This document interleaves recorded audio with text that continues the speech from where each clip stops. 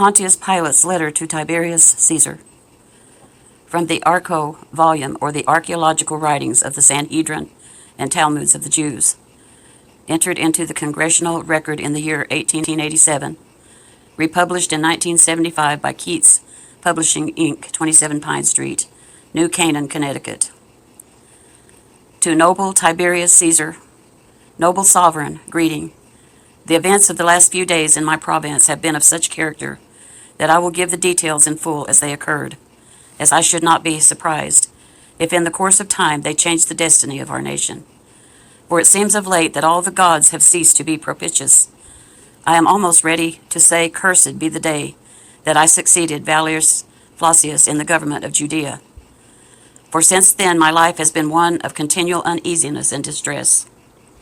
On my arrival at Jerusalem, I took possession of the praetorium and ordered a splendid feast to be prepared, to which I invited the Tetrarch of Galilee, with the high priest and his officers. At the appointed hour no guests appeared. This I considered an insult offered to my dignity and to the whole government which I represent. A few days after, the high priest deigned to pay me a visit. His deportment was grave and deceitful. He pretended that his religion forbade him and his attendants to sit at the table with the Romans, and eat and offer libations with them. But this was only a sanctimonious seeming, for his very countenance betrayed his hypocrisy.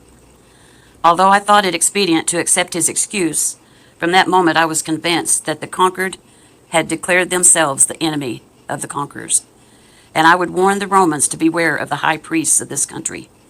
They would betray their own mother to gain office and a luxurious living. It seems to me that of the conquered cities, Jerusalem is the most difficult to govern. So turbulent are the people that I live in momentary dread of an insurrection. I have not soldiers sufficient to suppress it. I had only one centurion and 100 men at my command. I requested a reinforcement from the prefect of Syria, who informed me that he had scarcely enough troops sufficient to defend his own province. An insatiate thirst for conquest to extend our empire beyond the means of defending it, I fear, will be the cause of the final overthrow of our whole government. I lived secluded from the masses, for I did not know what those priests might influence the rabble to do. Yet I endeavored to ascertain, as far as I could, the mind and standing of the people. Among the various rumors that came to my ears, there was one particular that attracted my attention. A young man, it was said, had appeared in Galilee, preaching with a noble unction a new law in the name of the God that had sent him. At first I was apprehensive that his design was to stir up the people against the Romans, but my fears were soon dispelled. Jesus of Nazareth spoke rather as a friend of the Romans than of the Jews.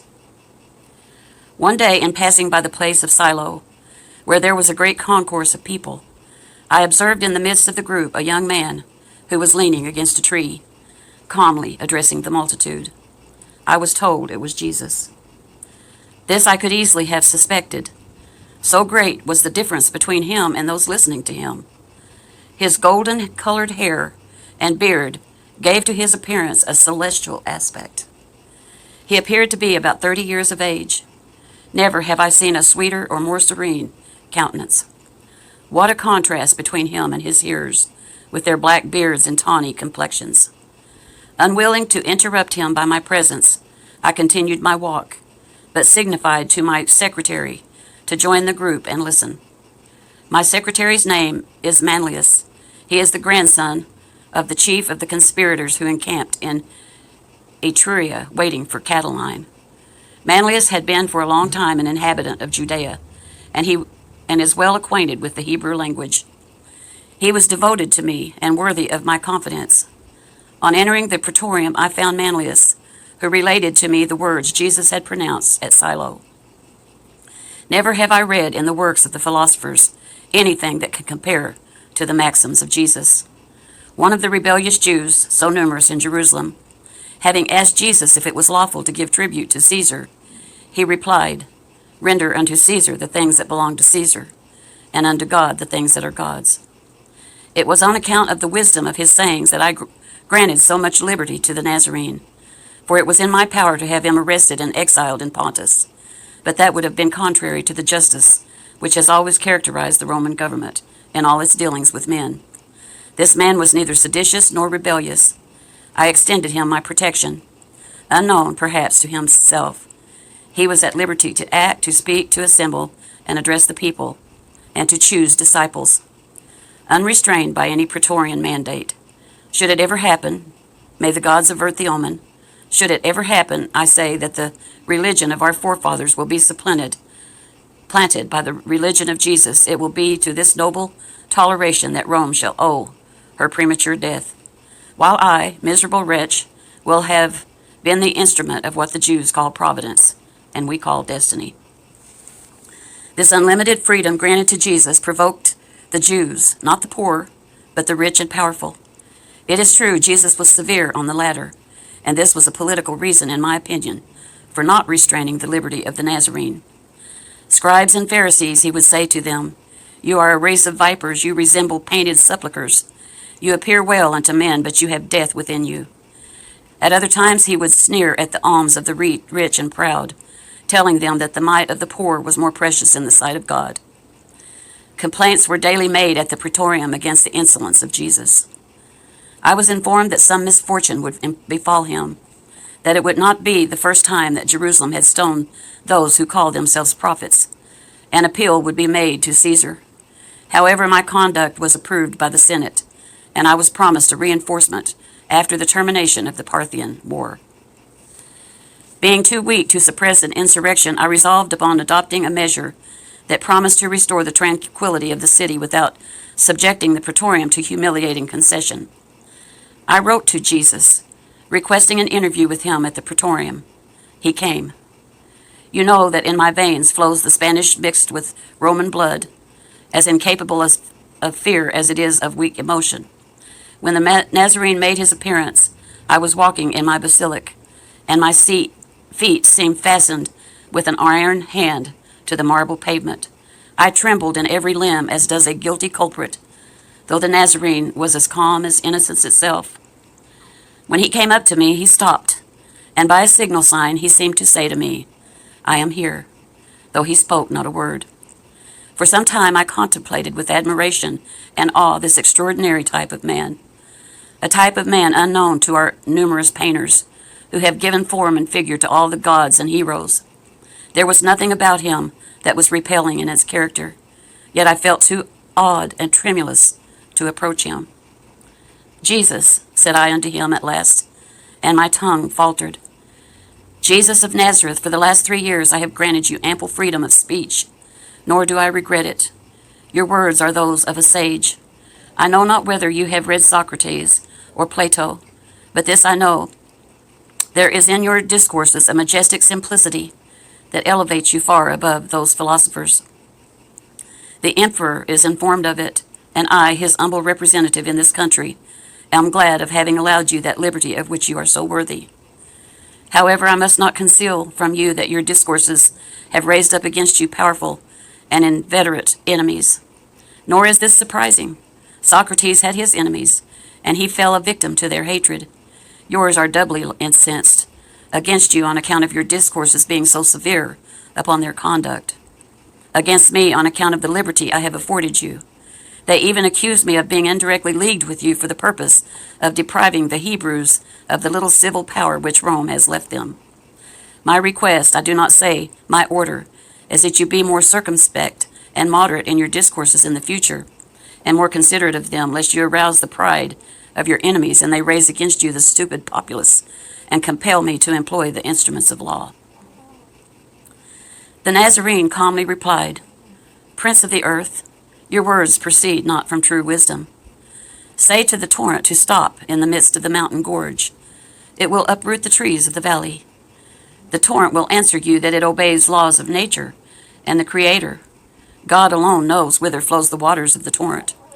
Verily I say unto you, before the rose of Sharon blossoms, the blood of the just shall be spilt. Your blood shall not be spilt, said I with deep emotion. You are more precious in my estimation on account of your wisdom than all the turbulent and proud Pharisees who abuse the freedom granted them by the Romans. They conspire against Caesar and convert his bounty into fear. impressing the unlearned that Caesar is a tyrant and seeks their ruin. Insolent wretches, they are not aware that the wolf of the Tiber sometimes clothes himself with the skin of the sheep to accomplish his wicked designs. I will protect you against them. My praetorium shall be an asylum, sacred both day and night." Jesus carelessly shook his head and said with a grave and divine smile, "When the day shall have come, there will be no asylums for the Son of Man, neither in the earth nor under the earth. The asylum of the just is there, pointing to the heavens. That which is written in the books of the prophets must be accomplished." "Young man," I answered mildly, "you will oblige me to convert my request into an order. The safety of the province, which has been confided to my care, requires it. You must observe more moderation in your discourses. Do not infringe my order. You know the consequences. May happiness attend you. Farewell." "Prince of earth," replied Jesus, "I come not to bring war into the world, but peace, love, and charity. I was born the same day on which Augustus gave peace to the Roman world. Persecutions proceed not from me.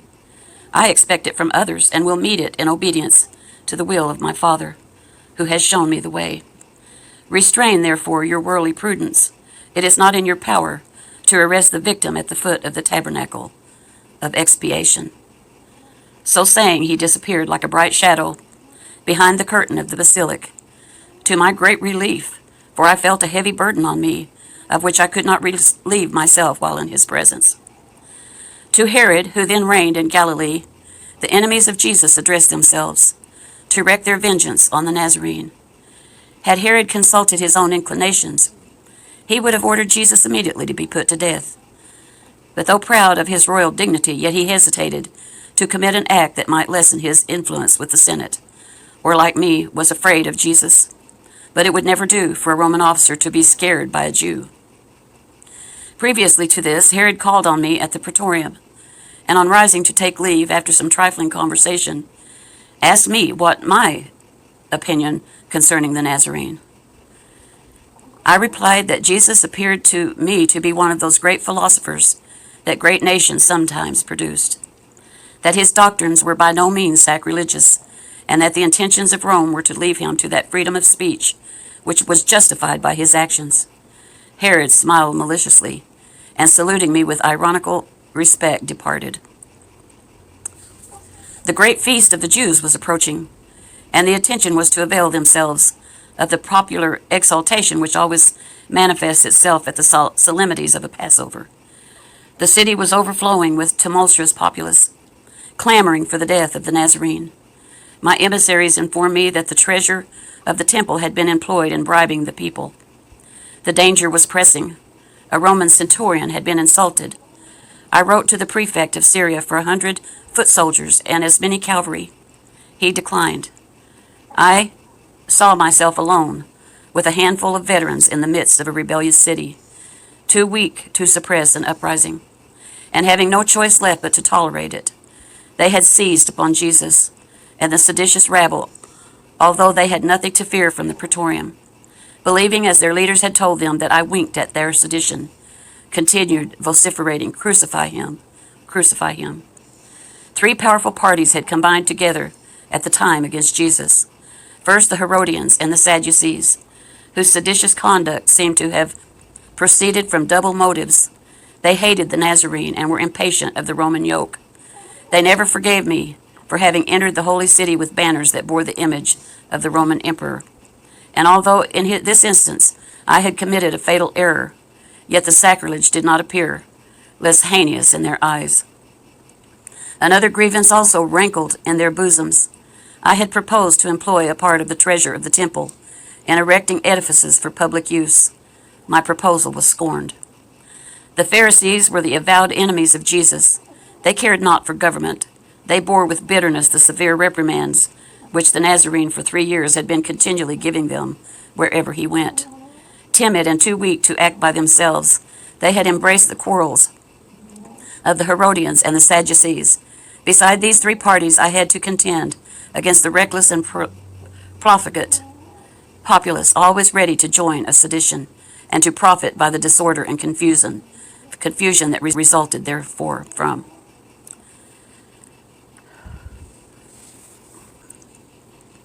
Jesus was dragged before the high priest and condemned to death. It was then that the high priest, Caiaphas, performed a divisory act of submission. He sent his prisoner to me to confirm his condemnation and secure his execution. I answered him that, as Jesus was a Galilean, the affair came under Herod's jurisdiction, and ordered him to be sent thither. The wily tetrarch professed humility, and protesting his deference to the lieutenant of Caesar, he committed the fate of the man to my hands. Soon my palace assumed the aspect of a besieged citadel. Every moment increased the number of the malcontents. Jerusalem was inundated with crowds from the mountains of Nazareth. All Judea appeared to be pouring into the city. I had taken a wife from among the Gauls, who pretended to see into the future. Weeping and throwing herself at my feet, she said to me, "Beware, beware, and touch not that man, for he is holy. Last night I saw him in a vision. He was walking on the waters. He was flying on the wings of the wind. He spoke to the tempest and the fishes of the lake. All were obedient to him. Behold, the torrent in Mount Kedron flows with blood.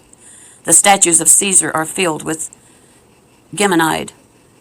The columns of the Atrium have given way, and the sun is veiled in mourning. Like a vestal in the tomb, Pilate, evil awaits thee. If thou wilt not listen to the vows of thy wife, dread the curse of a Roman Senate, dread the frowns of Caesar." By this time the marble stair groaned under the weight of the multitude. The Nazarene was brought back to me. I proceeded to the halls of justice, followed by my guard, and asked the people in a severe tone what they demanded. "The death of the Nazarene," was the reply. "For what crime?" he said. "He has blasphemed. He has prophesied the ruin of the temple. He calls himself the Son of God, the Messiah, the King of the Jews." "Roman justice," said I, "punishes not such offenses with death." Crucify him, cried the relentless rabble. The vociferations of the infuriated mob shook the palace to its foundations. There was but one who appeared to be calm in the midst of the vast multitude. It was the Nazarene. After many fruitless attempts to protect him from the fury of his merciless persecutors, I adopted a measure which at the moment appeared to me to be the only one that could save his life. I proposed, as it was their custom, to deliver a prisoner on such occasions, to release Jesus and let him go free, that he might be the scapegoat, as they called it. But they said Jesus must be crucified. I then spoke to them of the inconsistency of their course, as being incompatible with their laws, showing that no criminal judge could pass sentence on a criminal unless he had fasted one whole day, and that the sentence must have the consent of the Sanhedrin and the signature of the president of that court, that no criminal could be executed on the same day his sentence was fixed, and the next day, on the day of his execution, the Sanhedrin was required to review the whole proceeding. Also, according to their law, a man was stationed a short way off on horseback to cry the name of the criminal in his crime, and the names of his witnesses, and to know if anyone could testify in his favor. And the prisoner on his way to execution had the right to turn back 3 times and to plead any new thing in his favor. I urged all these pleas, hoping they might awe them into subjection, but they still cried, "Crucify him, crucify him." I then ordered Jesus to be scourged, hoping this might satisfy them, but it only increased their fury. I then called for a basin and washed my hands in the presence of the clamorous multitude, thus testifying that in my judgment Jesus of Nazareth had done nothing deserving of death, but in vain. It was his life these wretches thirsted for. Often in our civil commotions have I witnessed the furious anger of the multitude, but nothing could be compared to what I witnessed on this occasion. It might have been truly said that all the phantoms of the infernal regions had assembled at Jerusalem. The crowd appeared not to walk, but to be borne off and whirled as a vortex, rolling along in living waves from the portals of the Praetorium even unto Mount Sion, with howling screams, shrieks, and vociferations such as were never heard in the seditions of the Pannonia or in the tumults of the Forum. By degrees the day darkened like a winter's twilight, such as had been at the death of the great Julius Caesar. It was likewise the Ides of March. I, the continued governor of a rebellious province, was leaning against a column of my basilica, contemplating athwart the dreary gloom these fiends of Tartarus, dragging to execution the innocent Nazarene. All around me was deserted. Jerusalem had vomited forth her indwellers through the funeral gate that leads to Gemanica. An air of desolation and sadness enveloped me. My guards had joined the cavalry, and the centurion, with a display of power, was endeavoring to keep order. I was left alone, and my breaking heart admonished me that what was passing at that moment appertained rather to the history of the gods than of men. A loud clamor was heard proceeding from Golgotha, which, borne on the wind, seemed to announce an agony such as was never heard by mortal ears. Dark clouds lowered over the pinnacle of the temple, and setting over the city covered it as with a veil. So dreadful were the signs that men saw both in the heavens and on the earth, that Dionysius, the Areopagite, is reported to have exclaimed, "Either the author of nature is suffering, or the universe is falling apart." While these appalling scenes of nature were transpiring, there was a dreadful earthquake in Lower Egypt, which filled everybody with fear and scared the superstitious Jews almost to death. It is said Balthazar, an aged and learned Jew of Antioch, was found dead after the excitement was over. Whether he died from alarm or grief is not known. He was a strong friend of the Nazarene. Near the first hour of the night, I threw my mantle around me and went down into the city toward the gates of Golgotha. The sacrifice was consummated. The crowd was returning home, still agitated. It is true, but gloomy, taciturn, and desperate. What they had witnessed had stricken them with terror and remorse. I also saw my little Roman cohort pass by mournfully, the standard-bearer having veiled his eagle in token of grief. And I overheard some of the Jewish soldiers murmuring strange words which I did not understand. Others were recounting miracles very like those which have so often smitten the Romans by the will of the gods.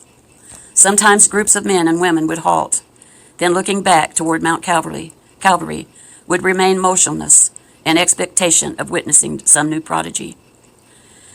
I returned to the praetorium, sad and pensive.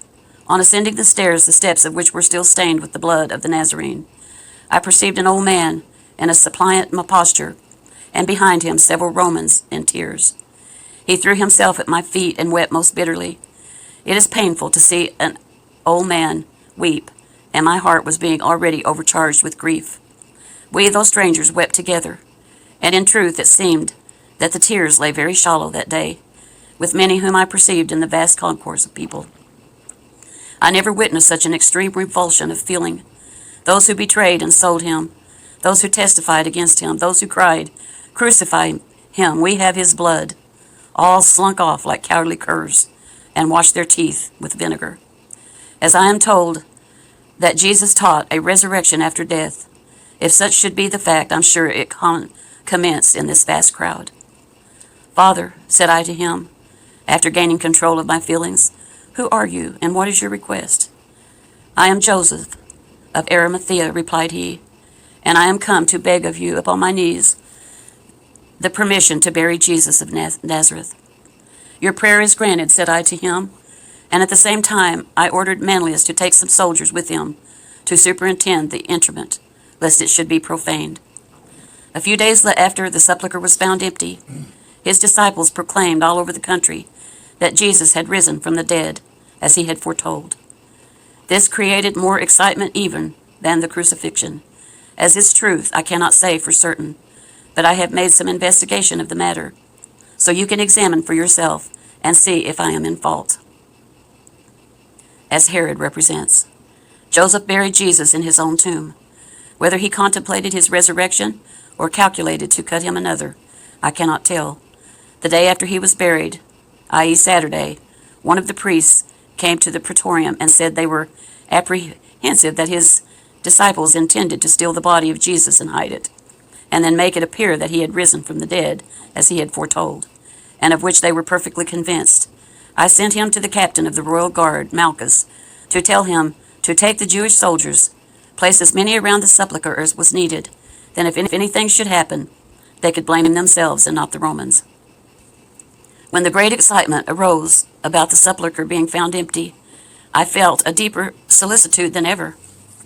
I sent for Malchus, who told he had placed his lieutenant, Ben Isham, with 100 soldiers around the sepulchre. He told me that Isham and the soldiers were very much alarmed at what had occurred there that morning. I sent for this man, Isham, who related to me as near as I could recollect the following circumstances. He said that about the beginning of the 4th watch they saw a soft and beautiful light over the sepulchre. He at first thought that the women had come to embalm the body of Jesus, as was their custom, but he could not see how they had gotten through the guards.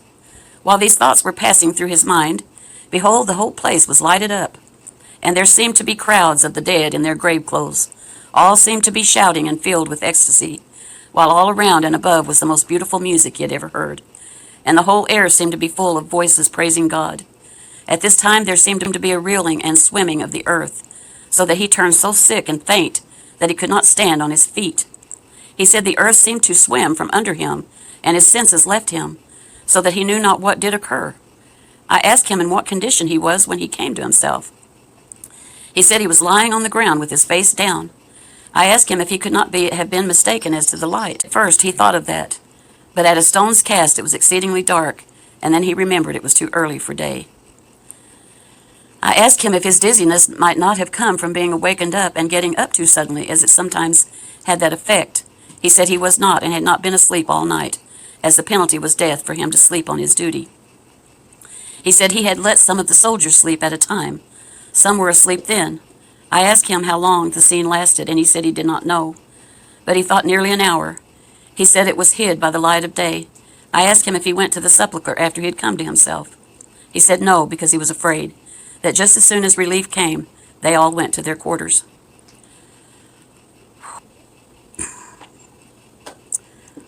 I asked him if he had been questioned by the priests.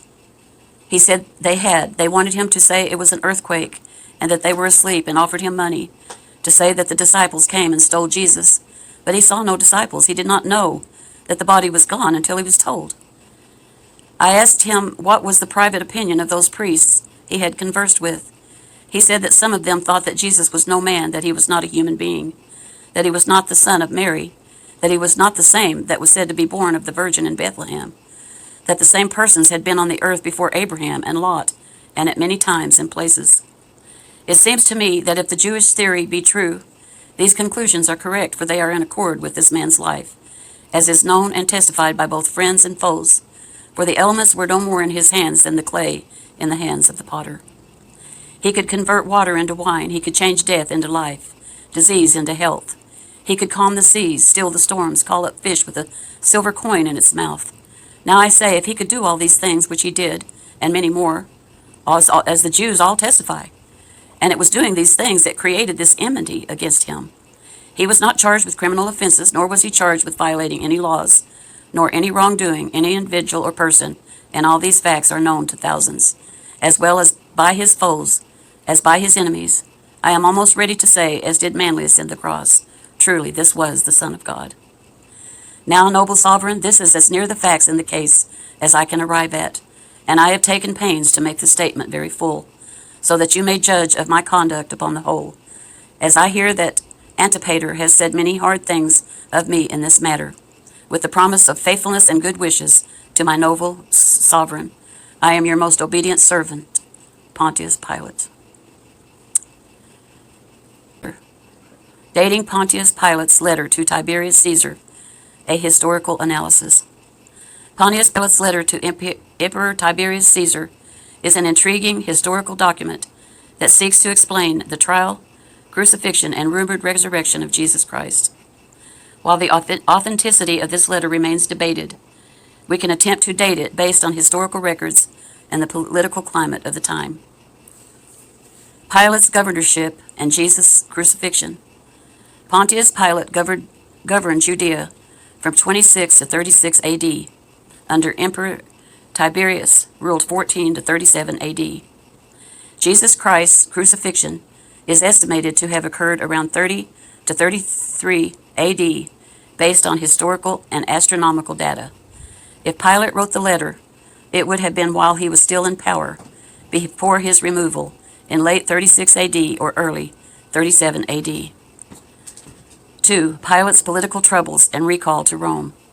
Historical sources suggest that Pilate lost favor with Rome due to his harsh treatment of the Samaritans and growing unrest in Judea. The Jewish historian Josephus Antiquities 18.85-89 states that Pilate ordered a violent crackdown on Samaritan religious movement, leading to his recall by Vitellius, the governor of Syria, in 36 AD. Pilate was summoned to Rome to answer for his governance, likely arriving in 37 AD, the same year Tiberius died. If this letter was written, it would have preceded his recall, making the likely window between 30 to 36 AD.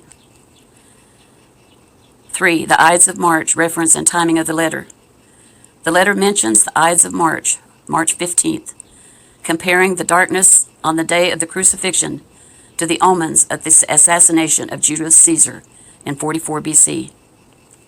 This suggests Pilate wrote the letter within a short time after the crucifixion, while the event was still fresh in his mind.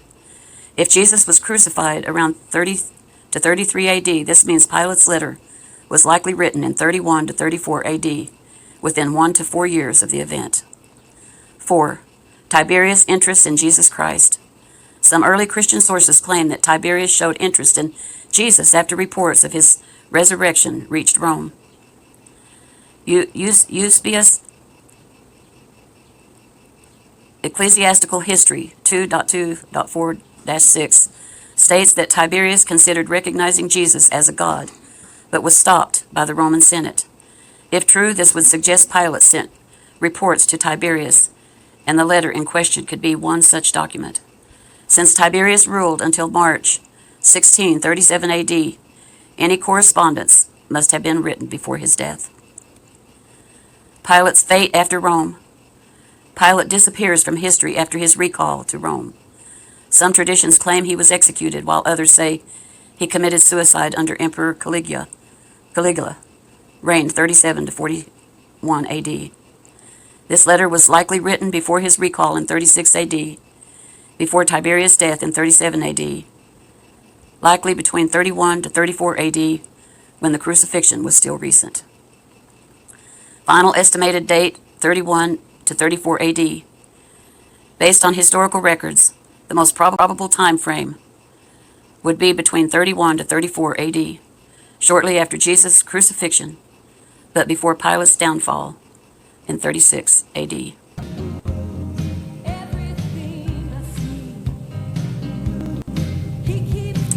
Very interesting. That makes my hair stand on end.